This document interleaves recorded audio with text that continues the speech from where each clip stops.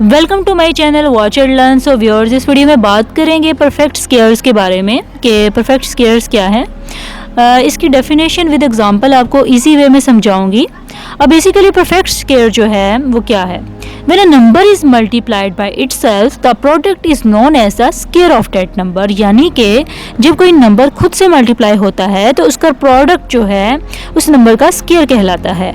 A perfect square can be expressed as the product of two integers of equal value। हमारे पास two integers का जो product है, equal value का product जो है इंटीजर्स में, उसको हम क्या कहते हैं? परफेक्ट स्क्वेयर कहते हैं। For example 49 is a perfect square. 49 is the square of 7 and 7 is the square root of 49। अब यहाँ पे डिफरेंट परफेक्ट स्क्वेयर्स की एग्जांपल हो सकती हैं, like 4 4s are 16, 5 5s are 25, 6 6s are 36, 7 7s are 49। यानी आप देखें यहाँ पे जो 7 मल्टीप्लाई हो रहा है 7 से, तो ये जो 7 7 है ये असल में इंटीजर्स हैं, प्रोडक्ट ऑफ इंटीजर्स हैं टू इक्वल वैल्यूज़ का। ठीक है, इसको मल्टीप्लाई करने से हमारे पास आंसर आया है 49। सो 49 इज़ अ परफेक्ट स्क्वेयर।